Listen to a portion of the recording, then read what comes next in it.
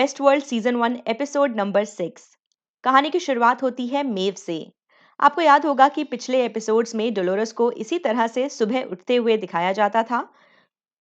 वो दिन भर क्या करती है, इससे हमें इंट्रोड्यूस करवाया जाता था। मेव भी इसी तरह से अपने बिस्तर से उठती है, तैयार होती है और घर से काम के लिए निकलती है। रास्ते में जो कुछ भी हो रहा है, मेव उससे बिल्कुल भी अफेक्टेड नहीं है। जब वो स्वीट वाटर के अपने ब्रोथल में पहुंचती है तो वहां क्लेमेंटाइन से मिलती है। तभी वहां कुछ गेस्ट्स पहुंचते हैं। मेव इनमें से एक को सर्व करने के लिए ऊपर कमरे में लेकर जाती है, मगर यहाँ पर उसका इरादा कुछ और है। वो इस इंसान को प्रोवोक करती है, उसे खुद का गला दबाने के लिए डेयर करती है। ऐसा ही होता है, मेव को ये शख्स मार डालता है। मेव यही चाहती थी। जब उसकी आंखें खुलती हैं तो वो फिलिक्स के सामने होती है। वेस्ट वर्ल्ड के लाइव स्टॉक मैनेजमेंट का ये एम्प्लॉय बुरी तरह से मेव के चक्कर में फंस चुका है। मेव फिलिक्स से वेस्ट वर्ल्ड की दुनिया के बारे में सब कुछ जानना चाहती है। वो उसे बताता है कि तुम्हें डिजाइन किया गया है, तुम्हें बनाया गया है, तुम्हारा हर रिस्पॉन्स प्रोग्राम्ड है। वो कहता है, तुम मेरी तरह इंसान नहीं हो। इस पर मेव कहती है, ये बात तुम्हें कैसे पता? वैसे ये बात इंटरेस्टिंग है। जिस तरह से वेस्ट वर्ल्ड की दुनिया के रोबोट्स को ये नहीं पता कि वो रोबोट हैं, उसी तरह से किसी भी इंसान को कैसे पता होगा कि वो रोबोट है, अगर उसे इस बात के लिए प्रोग्राम किया जाए कि वो खुद को इंसान मानेगा। इसीलिए बार बार मरकर जिंदा होने के बावजूद मेव इस बात पर यकीन नहीं कर पा रही कि उसे बिल्ड किया गया है। फिलिक्स मेव को यकीन दिलाने के लिए एक डिस्प्ले दिखाता है, जिसकी मदद से मेव बातचीत कर पाती है। उसके दिमाग में जितने शब्द फिट किए गए हैं, उन्हीं की मदद से वो कॉन्वर्जेशन होल्ड करती है। मेव को ये डेटा प्रोसेस करने में परेशानी होती है और इसी वजह से उसका दिमाग हैंग कर जाता है, वो फ्रीज हो जाती है। फिलिक्स डरता है और सोचता है कि पता नहीं मेव को क्या हो गया। उसे रीस्टार्ट करने की कोशिश करता है। जब मेव दोबारा एक्टिवेट होती है तो उसे अंदाजा ही नहीं होता कि वो हैंग भी हुई थी। वो फिलिक्स को कहती है कि वो वेस्ट वर्ल्ड की दुनिया का टूर लेना चाहती है। फिलिक्स पता नहीं क्यों ये बेवकूफ़ी कर रहा है। वो उसे लाइवस्टॉक मैनेजमेंट के बाकी हिस्से दिखाता है, जहां पर होस्ट्स को डंप किया जा रहा है। वो किसी सामान की तरह, किसी खिलौने की तरह जमीन पर इधर-उधर पड़े हुए हैं। मेव ये सब कुछ अपनी आंखों से देख रही है। फिर वो मैन्युफैक्चरिंग डिपार्टमेंट में जाते हैं, जहां पर वो अपनी आंखों से इंसानों और जानवरों को बनता हुआ देखती है। ऐसे ही आगे बढ़ते बढ़ते ये बिहेवियर लैब एंड डायग्नोस्टिक्स तक जाते हैं। फिर डिजाइन डिपार्टमेंट में मेव को यकीन हो चुका है कि वो रोबोट है। वापस लौटते वक्त मेव की नजर एक बड़ी स्क्रीन पर पड़ती है। वो खुद को इन विजुअल्स में देखती है। उसे एक बच्ची नजर आती है जो मेव की यादों का हिस्सा है। पिछले एपिसोड में एल्सी ने एक रोबोट के अंदर से लेजर सैटेलाइट अपलिंक डिवाइस निकाली थी। वो खुद भी हैरान थी कि किसी रोबोट के अंदर ये ट्रांसमीटर क्या कर रहा है। फिलहाल उसका बॉस बर्नार्ड इस डिवाइस को एग्जामिन कर रहा है। एल्सी समझ नहीं पा रही कि उसे खुश होना चाहिए या नहीं। पहले वो समझ रही थी कि रोबोट्स यानी होस्ट्स पागल हो रहे हैं, बट अब लग रहा है कि ये इंडस्ट्रियल एस्पियोनाज का मामला है। मतलब इंडस्ट्रियल जासूसी। कोई है जो वेस्टवर्ल्ड की इंटेलेक्चुअल प्रॉपर्टी रोबोट्स के इस्तेमाल से ही बाहर भेज रहा है।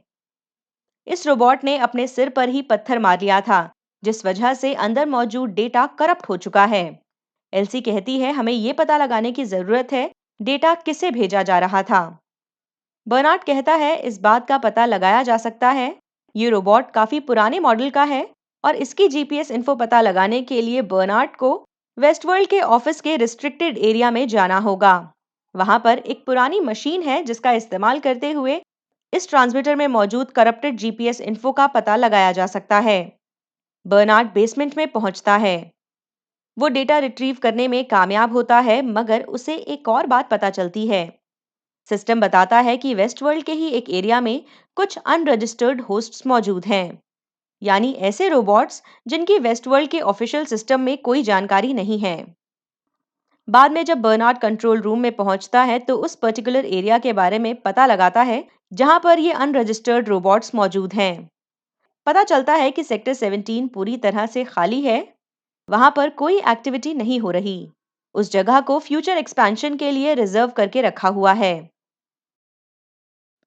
डॉक्टर रॉबर्ट फोर्ड कुछ कंस्ट्रक्शन मैन के साथ वेस्ट वर्ल्ड के उस इलाके में हैं जहां पर लॉरेंस की बेटी रहती है। यहीं पर उसकी मैन इन ब्लैक और डोलोरस से मेज के बारे में बातचीत हुई थी। यहीं पर टहलते हुए फोर्ड की एक टेबल पर नजर पड़ती है जिस पर मेज गढ़ी हुई है। वो इसे देखकर कुछ सोचता है। बाद में जब वो अपने ऑफिस में होता है तो एक पुराना जर्नल देखता है। इसमें पुराने होस्ट्स की डिजाइन है। पेज पलटे जाते हैं तो रॉबर्ट फोर्ड को मेज नजर आती है। उसके दिमाग में क्या खिचड़ी पक रही है, फिलहाल हम नहीं जानते। इस बीच टेरेसा बर्नार्ड से अकेले में बातचीत करती है। वो उससे ब्रेकअप कर रही है। वो कहती है, डॉक्टर रॉबर्ट फोर्ड ने तुम्हारे और मेरे रिश्ते के बारे में कमेंट किया था। हम दोनों का एक दूसरे से पर्सनल लेवल पर मिलना हमारी जॉब्स को अफेक्ट करेगा। टेरेसा इशारों इशारों में उससे अपने और रॉबर्ट फोर्ड के बीच में से किसी एक को चुनने के लिए कहती है। बर्नार्ड डॉक्टर रॉबर्ट फोर्ड को चुनता है। ली साइजमोर, जो वेस्टवर्ल्ड की दुनिया में नैरेटिव डिपार्टमेंट रन करता है, वो पार्क के ही मेसा गोल्ड बार में बैठकर शराब पी रहा है। वह टेरेसा उससे मिलने पहुंचती है। कहती है, रॉबर्ट फोर्ड की वजह से पार्क की बहुत सारी स्टोरी लाइन्स अफेक्ट हो रही हैं। इसके अलावा उसने पार्क में खलबली मचाई हुई है। वो बहुत सारे बदलाव कर रहा है। वो चाहती है ली वापस काम पर आए। ली उसे जॉब छोड़ने की धमकी देता है। टेरेसा उसे छोड़कर चली जाती है। बाद में उसकी एक लड़की से मुलाकात होती है जिसका नाम है शैरलेट हेल। वो शैरलेट पे लाइन मारता है, उसे इम्प्रेस करने की कोशिश करता है। उसने इतनी ज्यादा शराब पी हुई है कि बारटेंडर अब उसे और ज्यादा सर्व करने के लिए राजी नहीं है। शार्लेट वहां से चली जाती है और ली एक शराब की बोतल उठाकर कंट्रोल रूम में पहुंचता है। वो यहाँ पर काफी बेहूदगी करता है। तभी वहां पर टेरेसा पहुंचती है और उसे शार्लेट हेल से इंट्रोड्यूस करवाती है। पता चलता है कि ये नई एग्जीक्यूटिव डायरेक्टर है। ली ने अपने आप को काफी एम्बैरस कर लिया है। वेस्टवर्ल्ड पार्क में बर्नार्ड सेक्टर 17 पहुंचता है। ये वही जगह है जहां पर कुछ अनरजिस्टर्ड होस्ट्स रह रहे हैं। वो यहाँ पर एक कॉटेज देखता है। जब वो उसके अंदर पहुंचता है तो पता चलता है रोबोट्स की एक फैमिली यहाँ पर रह रही है। उसे एहसास होता है यहाँ पर मौजूद एक शख्स उस तस्वीर में था जो रॉबर्ट फोर्ड ने उसे दिखाई थी, और बर्नार्ड को बताता है कि ये उसकी फैमिली है। बताता है इन सारे रोबोट्स को आर्नल्ड ने बनाया था। ये फर्स्ट जनरेशन होस्ट्स हैं। इनकी बनावट नए होस्ट से काफी अलग है। फोर्ड बताता है कि आर्नल्ड, जो उसका दोस्त भी था, उसने ये रोबोट्स फोर्ड को गिफ्ट में दिए थे ताकि फोर्ड अपने बचपन की यादों का मजा ले सके। रोबोट्स के इस परिवार में फोर्ड का खुद का बचपन, उसका बड़ा भाई, उसके पिता, उनकी माँ और उनका कुत्ता भी मौजूद है। बर्नार्ड कहता है कि ये कुछ अजीब है। इस तरह से अनरजिस्टर्ड रोबोट्स का पार्क में होना सेफ नहीं है। फोर्ड इशारों इशारों में कहता है कि तुम भी अपने मरे हुए बच्चे चार्ली का होस्ट बना सकते हो। बर्नार्ड इसका जवाब नहीं देता और वहां से चला जाता है। फोर्ड का इस तरह से अपने पास्ट में बंधे रहना थोड़ा क्रीपी है। बर्नार्ड जब अपने ऑफिस में पहुंचता है तो फर्स्ट जनरेशन होस्ट्स के बारे में जानकारी जुटाने की कोशिश करता है। आर्नल्ड ने ऐसे 47 होस्ट्स बनाए थे। इनमें से ज्यादातर को रीडिजाइन किया गया, इनके अंदर मौजूद चीजों को बदल दिया गया। अब होस्ट्स को बनाने के लिए फ्लैश और ब्लड का इस्तेमाल किया जाता है। पहले ऐसा नहीं था। आपको याद होगा कि ऐसी ही बात मैन इन ब्लैक ने पिछले एपिसोड में भी मेंशन की थी। खैर, बर्नार्ड की एल्सी से बातचीत होती है जो अपने ही मिशन पर लगी हुई है। वो बर्नार्ड को बताती है कि उसने उस सैटेलाइट का पता लगा लिया है जिसका इस्तेमाल ट्रांसमिशन के लिए किया जा रहा था। ये डेलॉस कंपनी की खुद की सैटेलाइट है। यानी सिस्टम के अंदर मौजूद ही कोई शख्स इस काम को अंजाम दे रहा है। वो बर्नार्ड को बताती है कि उसने पता लगाया है पुराने बाइकैमरल सिस्टम की आवाजों का इस्तेमाल किया जा रहा है। आपको याद दिला देती हूँ कि फोर्ड ने बर्नार्ड को बाइकैमरल सिस्टम के बारे में बताया था जिसके जरिए होस्ट्स को किसी की आवाजें सुनाई देती थीं। आर्नल्ड होस्ट्स में कॉन्शियसनेस पैदा करना चाहता था। उसे लग रहा था कि रोबोट्स ये आवाजें सुनकर उन्हें अपनी मन की आवाज मान लेंगे और अल्टीमेटली खुद सोचने लगेंगे। वेस्टवर्ल्ड की दुनिया में अब ये सिस्टम काम नहीं करता।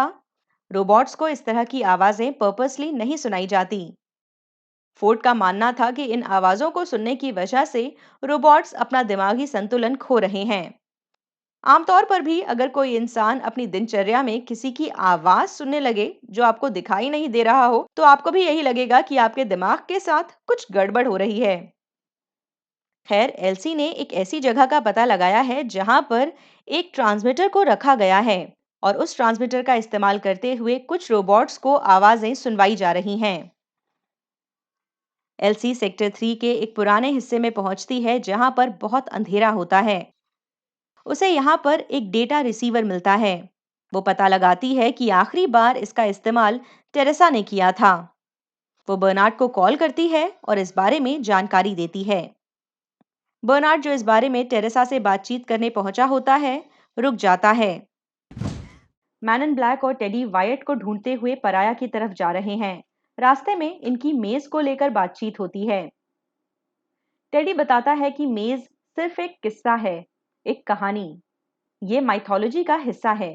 वो कहता है एक इंसान था जो बार बार मरकर जिंदा हुआ, पर एक बार ऐसा हुआ कि जब वो जिंदा हुआ तो उसने अपने सारे दुश्मनों का विनाश कर दिया।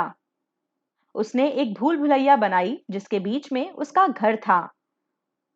इस मेज को क्रॉस करके सिर्फ वही अपने घर तक पहुंच सकता था। टेडी कहता है ऐसा लगता है उसने बहुत ज्यादा खून खराबा देख लिया था और अब वो शायद सुकून से अकेले रहना चाहता था। वैसे देखा जाए तो मेज की कहानी डोलोरस और पार्क के बाकी होस्ट पर भी फिट बैठती है। इन्हें बार बार मारा जाता है, ये बार बार जिंदा होते हैं, हालांकि अभी तक इन्होंने अपने दुश्मनों या फिर अपने ऑपरेसर्स से मुकाबला करना शुरू नहीं किया। जब ये लोग कब्रिस्तान के रास्ते से होते हुए पराया की तरफ जा रहे होते हैं तो इन्हें लोग बताते हैं पराया में कुछ गड़बड़ी चल रही है। टेडी कहता है मैं एक टनल का रास्ता जानता हूं जिससे होते हुए हम पराया तक पहुंच पाएंगे। वहां सोल्जर्स भी कम होंगे। अब परेशानी यह है कि इस टनल को यूनियन सोल्जर्स ने गार्ड किया हुआ है। इस रास्ते से इन दोनों का जिंदा बचकर निकलना थोड़ा मुश्किल है। मैन इन ब्लैक कहता है मैं तुम्हें मरने नहीं देना चाहता। वाइट को ढूंढने के लिए मुझे तुम्हारी जरूरत है। ये इसी कैंप के दो सोल्जर्स को पकड़ लेते हैं, इनके कपड़े हथिया लेते हैं और सोल्जर्स की भीड़ का हिस्सा बन जाते हैं। मगर यहाँ पर टेडी को कोई पहचान लेता है। मैन इन ब्लैक को भी लगता है कि हाँ, टेडी की भी अच्छी खासी बैक स्टोरी है। मैन इन ब्लैक और टेडी अब दोनों यूनियन सोल्जर्स के बंदी हैं। पता चलता है कि टेडी एक दौर में वायट के साथ काम करता था। वायट और टेडी ने मिलकर काफी खून खराबा मचाया था। मैन इन ब्लैक थोड़ा सरप्राइज होता है, जिस पर टेडी कहता है तुम मेरे बारे में कुछ भी नहीं जानते। ये दोनों अपने सफर पर आगे बढ़ते हैं। पार्क में डॉक्टर रॉबर्ट फोर्ड अपने बचपन के वर्जन वाले रोबोट से बात कर रहे हैं। पता चलता है इनके पेट डॉग को किसी ने मार डाला। जब फोर्ड उससे कहते हैं सच बताओ, तो ये बच्चा कहता है इस कुत्ते को मैंने ही मारा है और मैंने ऐसा आर्नल्ड के कहने पर किया है। लाइफ स्टॉक मैनेजमेंट के कमरे में मेव फिलिक्स से सवाल कर रही है। वो उससे उस प्रेजेंटेशन के बारे में पूछ रही है जिसमें उसने एक बच्ची को देखा था। ये बच्ची उसकी यादों का, उसके ख्यालों का हिस्सा है, मगर वो इसके बारे में कुछ नहीं जानती। फिलिक्स बताता है कि वो तुम्हारी पुरानी स्टोरी लाइन का हिस्सा थी। वो तुम्हारी बेटी का किरदार निभा रही थी। तुमने उसे जन्म नहीं दिया। मेव कहती है ऐसा नहीं हो सकता, मैं तो इस सलून में 10 साल से काम कर रही हूँ। मगर फिलिक्स कहता है ऐसा नहीं है, आप यहाँ पर बस 1 साल से हैं। इससे पहले आप किसी और स्टोरी लाइन का हिस्सा थी और उससे पहले किसी और स्टोरी लाइन का। तभी वहां पर सिल्वेस्टर पहुंचता है। मेव उसे देखकर इनएक्टिव होने की एक्टिंग करती है। सिल्वेस्टर फिलिक्स को धमकी देता है। उसे कहता है मैं तुम्हारी रिपोर्ट करूंगा।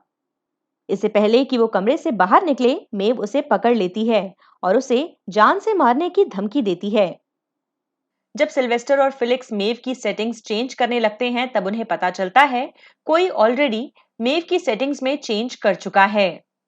यानी मेव जिस तरह से भी बर्ताव कर रही है वो किसी ने ऑलरेडी प्रोग्राम किया है। इन्हें लगता है कि ऐसा वेस्ट वर्ल्ड में हायर पोजीशन पर बैठे किसी शख्स ने किया है। वो सिल्वेस्टर को धमकाते हुए और फेलिक्स को मनाते हुए कहती है, मेरे स्टैट्स अपग्रेड करो।